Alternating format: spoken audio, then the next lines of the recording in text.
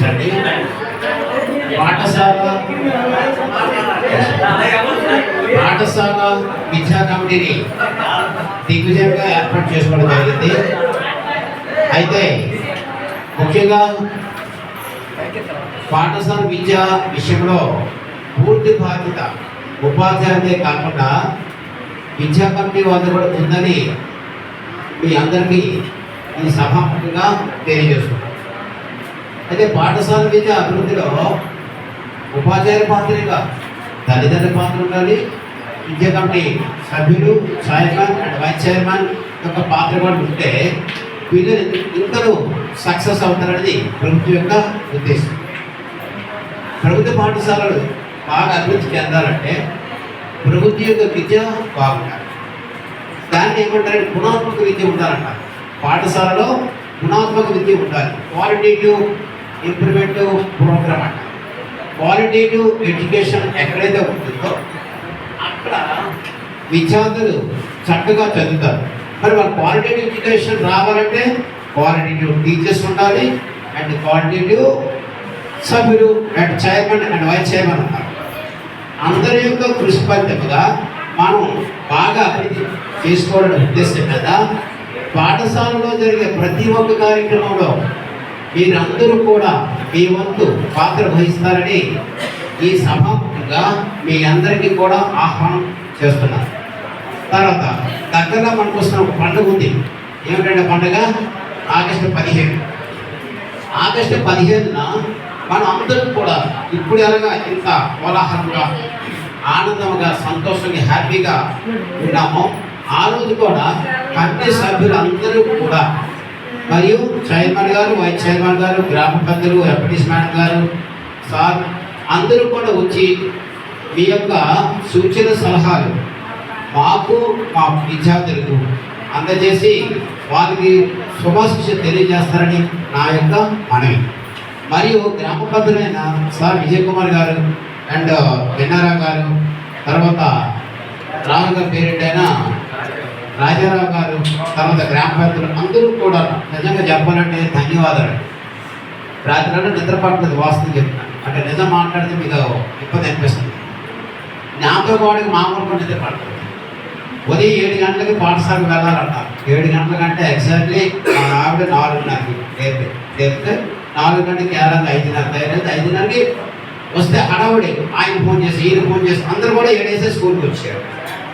అంటూ 7 అంటే 7 గంటలు రాలేకపోయాను. 7:20 కానీ తప్పదు. అప్పటి నుండి ఇప్పటి వరకు ఇలాగే ఉన్నాం.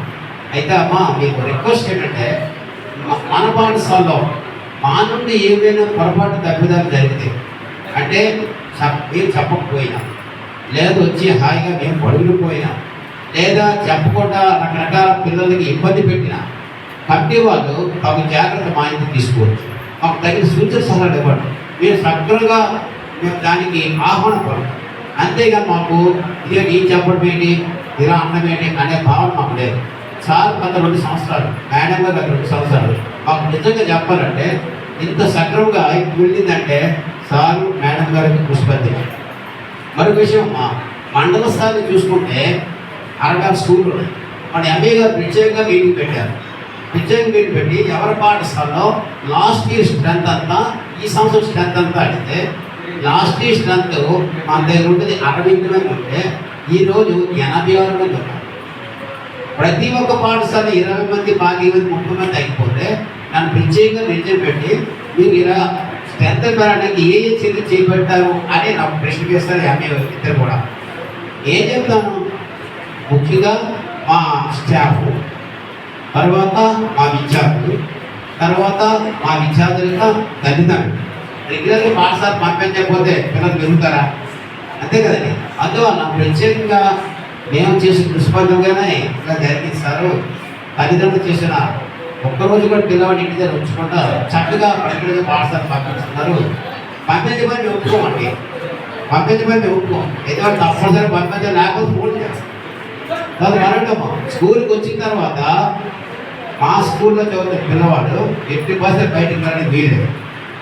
ఒక హాస్టల్లో ఎలా నియమ నిబంధనలు ఉన్నాయో అది మేము పాటిస్తాను. మనం ఇలా పాటించడంలో మీరు మాకు తగిన సూచన సలహాలు ఇవ్వండి. ఈ సక్రమంగా వాటి అమలు చేస్తాం. పొరపాటు మాలో ఏమి జరిగినా చెప్పినా సరే చేస్తాం. దానికి ఒక ఉదాహరణ చెప్తాను. మా పాఠశాల మధ్యలో ఎవరైనా పిల్లవాడు తీసుకెళ్ళారు అనుకోండి, తన తండ్రి వచ్చినా లేదా అమ్మ వచ్చినా లేదా సిస్టర్స్ వచ్చినా సరే దానికి బుక్ పెట్టాం. ఏ తేదీ ఏ పిల్లవాడు తీసుకెళ్తారు, ఎవరు తీసుకెళ్తారు, రీజన్ ఏమిటి, వాళ్ళు ఎప్పుడు తెస్తారు అనే అంశాలన్నీ కూడా ఆ రిజిస్టర్ మీద రాసుకొని మా పిల్లవాడు పంపిస్తాం. చాలామందికి ఇందులో పేరెంట్స్ చాలామందికి తెలుసు. అయితే మేము ఎటువంటి సంతకాలన్నీ మేమే చేయాలి, కానీ తల్లిదండ్రుల యొక్క కోఆపరేషన్ కూడా ఉండాలి. తత్ఫలితంగా మేము ఏదైనా సాధించాలి. అందువల్ల మరొకసారి మీకు విజ్ఞప్తి ఏంటంటే, మీ పిల్లల చదువు పట్ల మాకు ఎంత శ్రద్ధ ఉందో మీరు అంతే శ్రద్ధగా కనపడుతున్నట్టే చక్కగా మీ పిల్లలు ఇంకా బాగా చదువుతారు. ఇది ముఖ్యమైన మా విజ్ఞప్తి. మీ సూచన సాలను ఇవ్వండి ఇవ్వండి ఇవ్వండి, చక్కగా మేము అమలు చేస్తాం. కానీ పిల్లవాడు మాత్రం ఆబ్సెంట్ మాత్రం పెట్టండి. పిల్లవాడిని ఆబ్సెంట్ పెట్టారన్నమాట. వాస్తవంగా సైకాలజిస్ట్ జాన్ డ్రెస్ అని కూడా ఏం చెప్తారంటే, ఒక పిల్లవాడు అంటే ఒక విద్యార్థి ప్రతిరోజు పాఠశాలకు వచ్చేసి అలా కూర్చుంటే చాలండి, కూర్చుంటే చాలు, చదవవసరం లేదు, అలా కూర్చోడం అనుకోండి, ఆటోమేటిక్గా వాడి మైండ్ సెట్ 30% ఎడ్యుకేషన్ అలా వచ్చి కూర్చోండి. పొద్దు చదివితే ఇంకా వస్తుంది, ఏం చెప్తే ఇంకా వస్తుంది, మీరు బాధ్యత తీసుకొని చెప్తే ఇంకా వస్తుంది. అంటే మన పిల్లల్ని మనమే శ్రద్ధ వహించి చేసినట్లయితే బాగుంటుంది నా ఉద్దేశం. అందువల్ల పిల్లవాళ్ళు గైరాజు కాకుండా చూసుకోండి, ఆదర్శాన్ని పంచేటట్టు ప్రయత్నం చేయండి. ఎక్కడ కూడా పిల్లల్ని తెచ్చి మా పాఠశాల చైర్మన్ గారికి మరోసారి విజ్ఞప్తి చేస్తున్నాం. మేము చక్కగా మీ పిల్లల్ని మా పిల్లలుగా తయారు చేస్తామని అనుకుంటున్నాము. తప్పనిసరిగా మీకు చేస్తాం సార్. అయితే మన పాఠశాల యొక్క నూతన చైర్మన్ గారి సీట్ గారికి ప్రత్యేకంగా తెలియజేస్తూ తొలిపోలేదు ఆయన ఏమని చెప్పవచ్చు.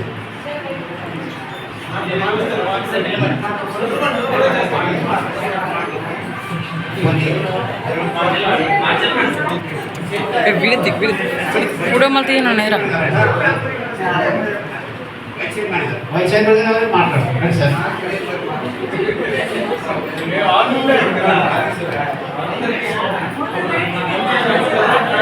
అమ్మా చైర్మన్ గారికి సార్కి ప్రత్యేక ధన్యవాదాలు.